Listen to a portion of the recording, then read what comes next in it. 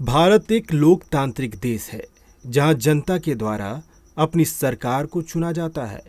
इसके लिए आम चुनाव माध्यम होता है जिसमें जनता अपनी पसंद के उम्मीदवार को वोट देती है और अधिक वोट प्रतिशत के आधार पर उम्मीदवार विजयी होता है। इस कड़ी में साल 2024 का भी लोकसभा चुनाव आ गया है, जिसके लिए तमाम राजनीतिक पार्टियों की ओर से तैयारियां की जा रही है। भारत में लोकतंत्र का महापर्व यानी लोकसभा चुनाव 2024 सिर पर है। इसे लेकर तमाम राजनीतिक पार्टियां रेस हैं। सभी एक दूसरे के खिलाफ चुनावी मैदान में ताल ठोक रही हैं। राजनीतिक पार्टियों की ओर से लुभावने घोषणा पत्र जारी किए जा रहे हैं।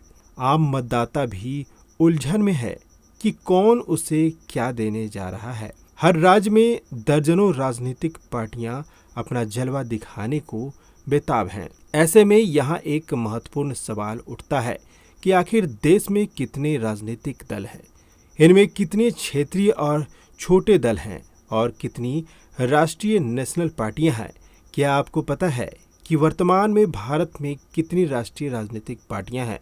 यदि नहीं तो आइए आज हम आपकी जानकारी बढ़ाते हैं। भारत में वर्तमान में राष्ट्रीय राजनीतिक पार्टियों के नाम इस प्रकार हैं: भारतीय राष्ट्रीय Congress, communist party of India, मार्क्सवादी, भारतीय जनता पार्टी भाजपा, बहुजन समाज पार्टी बसपा, आम आदमी पार्टी आप, नेशनल पीपुल्स पार्टी। भारत निर्वाचन आयोग ने राष्ट्रीय दलों को मान्यता देने के लिए कुछ नियम बनाए हैं। इसे पूरा करने वाले दल ही राष्ट्रीय राजनीतिक दल का दर्जा पा सकते हैं। भारत निर्वाचन आयोग की राजनीतिक दल और चुनाव चिन्ह 2019 पुस्तिका के मुताबिक एक राजनीतिक दल को राष्ट्रीय दल की मान्यता तब मिलेगी जब पार्टी को 4 या इससे अधिक राज्यों में राज्य स्तरीय दल के रूप में मान्यता मिली हुई हो, या फिर लोकसभा या राज्य विधानसभा चुनावों में 4 अलग अलग राज्यों से कुल वैध मतों के 6% मत प्राप्त हों और इसके अतिरिक्त 4 लोकसभा सीटों पर जीत हासिल हो, या फिर पार्टी ने कम से कम 3 राज्यों से लोकसभा की कुल सीटों का कम से कम 2% सीटें जीती हों। वहीं कई पार्टियां खो चुके हैं राष्ट्रीय दर्जा। देश में कई राजनीतिक दलों से राष्ट्रीय राजनीतिक पार्टी का दर्जा वापस भी लिया जा चुका है। इसके विभिन्न कारण हैं। बताते चले कि कुछ समय पहले भारत में 3 पार्टियों से राष्ट्रीय पार्टी का दर्जा वापस ले लिया गया है।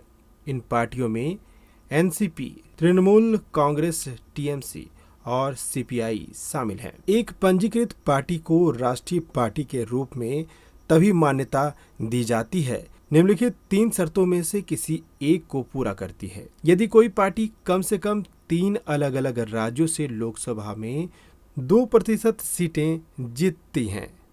लोकसभा या विधानसभा के आम चुनाव में पार्टी को 4 लोकसभा सीटों के अलावा 4 राज्यों में 6% वोट मिलते हैं। एक पार्टी को 4 या अधिक राज्यों में पार्टी के रूप में मान्यता प्राप्त है।